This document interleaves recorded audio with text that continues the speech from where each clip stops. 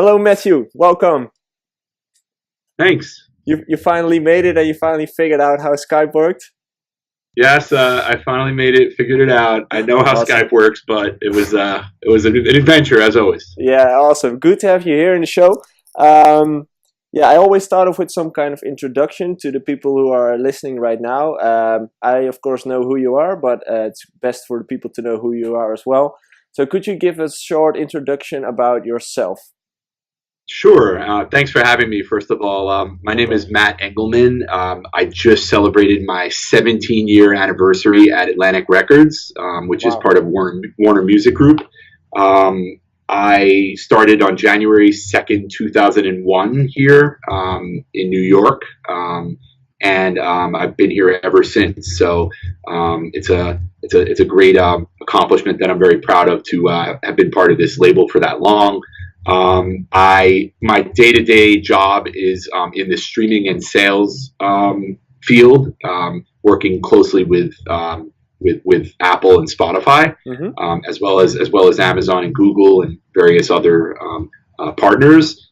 I also am a rabid and passionate house music fan, and have been part of the core Big Beat team for many years since the relaunch of the label about 8 years ago.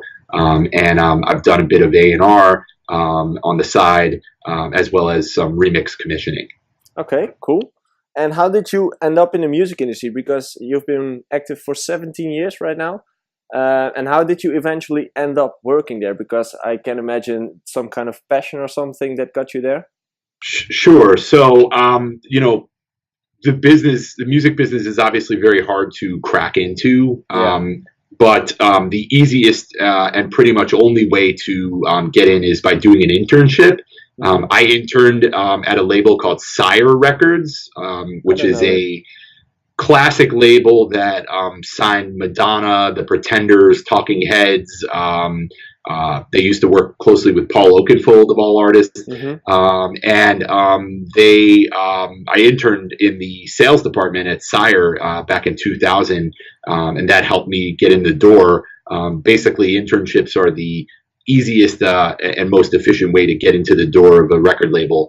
How I ended up here at Atlantic specifically, I was being very aggressive about trying to find a permanent job, and I just sent my resume and cover letter to every major label in the business, and just continuously followed up, and ultimately just interviewed at a few different places and got a job here. So Cool. The passion for music is what drives a lot of people to go into the business, but you have to have a real focus in a certain area to get the attention of the labels, because they hear everyone say, "Oh, I love music, so I want to go into the music business." Yeah. Everyone loves music, It's like they want to hear, "Oh, I love marketing," or "I love A&R," or "I love A&R." More specific. Yeah, exactly. Okay, and that was 17 years ago, of course, and I'm guessing that you send out letters, like old school letters. You know what? I think the internet existed in 2001, so believe it or not, I think I think I did send out old school letters. Honestly, it was so long ago that I don't remember. Nowadays, obviously, everything is done online. Yeah. Every label has online portals and websites, which have places that you can submit your resume and things like that. Obviously networking is the easiest, besides doing an internship. Networking is the other thing you really have to do to get in. If you know somebody, it helps you to get your foot in the door. Yeah, and how would you recommend to do that? Because of course you have ADE, you have the Winter Music Conference in Miami. Those kind of things. Is that something you should recommend, or is it something that you should do online all the year long? I think it helps to go to those big events, but you can also be the small fish in the big pond at those places. if you network on the local level by being active in the community, by going to clubs and becoming friendly with the staff at the various different clubs and the resident DJs and things like that, I think that's a better localized way to get in than necessarily going to Amsterdam or to New York, Miami to Winter Music Conference to find people there. I think you have a better shot by locally networking and becoming friends with the clubs and things like that. Okay, smart move. And you've been active in the music scene quite a while. You've seen vinyl coming in, you've seen CDs coming in, MP3s, and now we're at streaming. What's your thought on the current state of the music industry? Because sales are pretty much going down, of course, and streaming's going up. So what are your thoughts on that? Do you think it's a good thing? Do you think it's a bad thing? Sure. So I started in 2001, and at the time CDs were booming, and Apple created the iTunes Store in, I believe, 2003, and really became more relevant 2004, 2005. And they had a sort of golden run of maybe 5 to 7 years of just owning the business in the digital space, and physical retail, especially in the United States, was also booming with Target and Walmart and Best Buy and what they call the big box accounts, carrying every CD and doing really well with them. And gradually the business shifted more into the digital space, more into the MP3 space. And of course, in I think 2000 and maybe 12, 13, we started seeing a shift into the streaming space, and gradually became more and more. And we're now seeing a really heavy presence of streaming volume as the download space starts to or continues to decline. Physical retail still exists in the United States, but it is a very small percentage of the overall business. And vinyl has resurged in the past 3 years with become more of a collectible piece. And there's a very big vinyl movement, especially in the alternative music field. Indie kind of music, or? Yeah, indie, alternative, and pop, more so than electronic and hip hop. Definitely in the sort of indie and alternative space. I think it's still cool to have like a vinyl. Like I still buy them every now and then, but it's just pretty expensive. They will cost you about 20. I think like an album vinyl is like $20. Yeah, it's expensive, and but it is a collectible thing, and you can hold it and touch it and feel it. And the business has gone from owning to renting in a sense, because streaming is really just renting music. At the same time, it takes up a lot less space, and it's all in your hand as opposed to in a big shelf full of product. So I think there is some people that may still like to have that thing that they can pull out and look at, like vinyl, for instance, and others that want to live more minimally and just have everything on their phone or their device and not have to worry about finding space for CDs or vinyl. So Okay. And if it was up to you, what's the one thing you would like to change in the music industry right now? Wow, that's a really difficult question to answer. What's the thing that's bothering you right now, or a thing that you think? Okay, I can answer that one.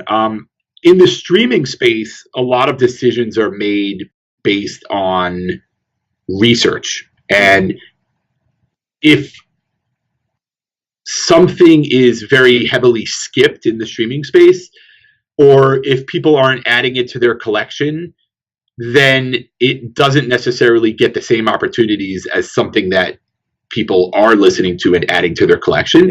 So I think there's a little bit of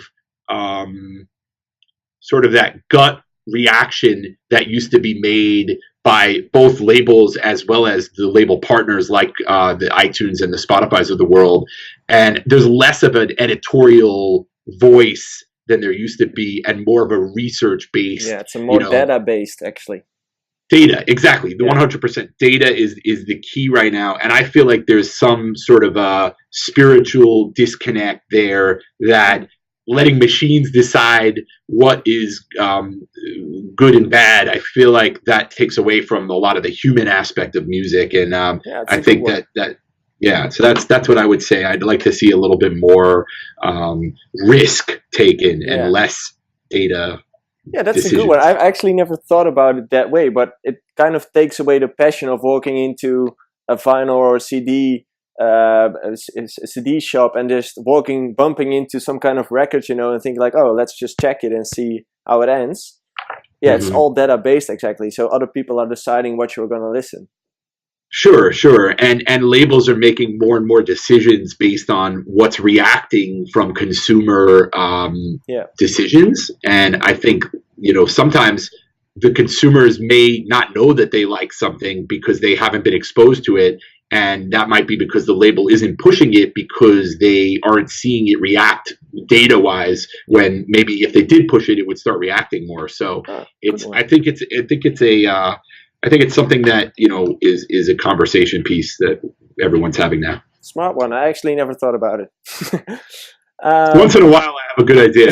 Yeah, you do have. What are your thoughts on labels? Because I think it's a discussion at this moment from with a lot of people. Yeah.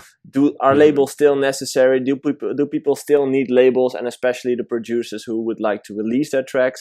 You have platforms such as DistroKid and TuneCore where you can distribute it yourself. So Sure. Where do you see labels in the future, and they can still add value to the market? Yes, absolutely. I think that the internet has made it easier for people to expose their art to a wider audience. Mm-hmm. So whether it's as simple as uploading to YouTube, or going through a TuneCore or distributor to release something, I think that can get your music out there and heard. But I think to actually take it to the next level, you do need the help of a label to market it.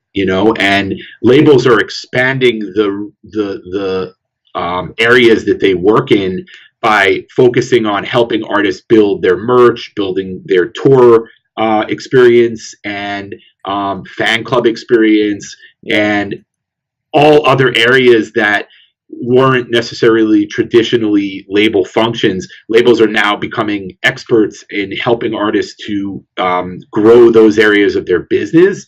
So I think that's something that labels can really help with. And of course, radio is the one other thing that is really hard for independent artists to get to without the help of a label. Maybe not impossible, but I'd say extremely difficult. So I would definitely think that labels are still relevant and will continue to be in the future. I also think that labels have become more of like marketing companies, like promoting companies, and the distribution has shifted to like a less important, because it's easy to do it yourself right now. But is that also something you really focus on in Atlantic right now, like full on marketing, online marketing, the latest things, possibilities to do? Well, sure. I mean, as far as distribution goes, I will say that part of my job is what we call retail marketing. So it's marketing in the retail space, and the retail space has now become the streaming space. So my job has evolved from basically marketing in the physical and download space to basically making sure that all of the people that program various different playlists are aware of our songs and are aware of all the things that are happening with our songs and the stories behind the songs and the radio picture and the video picture and the touring and the so I do think that we can help very much in reaching the gatekeepers and tastemakers that are making some of those decisions on the distribution side, like as on the the partner side, the account side. Mm-hmm. So I think that that's an important area. As far as marketing in general goes, it's always been a very big part of what the labels do. And the person that heads up the marketing is usually called the product manager. Mm-hmm. And they are kind of like the quarterback in the situation. They have to make sure that everything is going efficiently with all the other different areas of the Yeah. company. So So some kind they're, of project manager, actually. yeah, exactly. Okay. And with the Spotify pluggers, that's also a thing that a lot of people are struggling with because a few of the playlists are owned by Spotify, which is pretty Mhm. hard to connect with, of course, unless you're a big label and you have the network ready. Yeah, But do you also connect with the third-party owned playlist? So yeah, the just Tastemaker playlist. we do. There's three different buckets of playlists. The way I see it. Mm-hmm. Okay. One is the Spotify owned playlists, which are programmed by editorial staff at Spotify and also at Apple and Apple Music. Mm-hmm. And those are the people that I work with on a very day to day basis in making sure that they're aware of the music.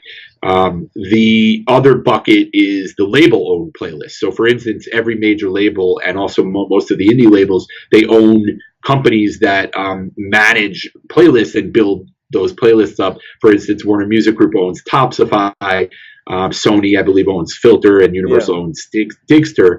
I'm involved in also speaking to the people that run those playlists. As far as third-party playlists, that basically is the sort of everything else bucket. So your playlist is a third-party playlist. My personal playlist is Yeah. a third-party playlist. And a DJ playlist like Skrillex's playlist is a third-party playlist. So when it comes to those people, it's sort of a little bit of a hand-to-hand combat game in that if I know you, I can come to you and say, Yeah. "Hey, would you include our songs on your playlist?" Or hey, I'll include your songs on my playlist if you include my songs. So we do have those conversations as well, but it's a little bit more of a it's less defined in how you get in touch with all the different third-party playlisters. So you have to kind of find them and establish a relationship with them. Yeah. So it's more. Does that make sense? Yeah, definitely. It's like a trading game, and it's all built on networking, actually.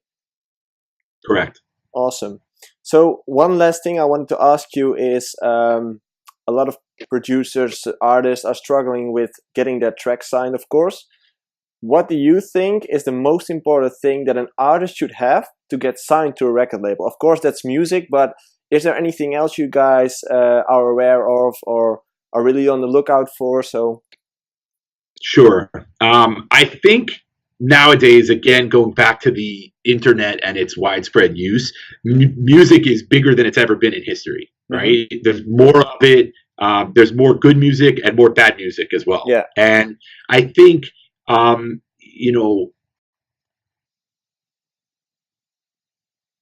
think putting yourself out there is super important. Finding ways to expose your music to new fans, mm-hmm. using the various different tools that are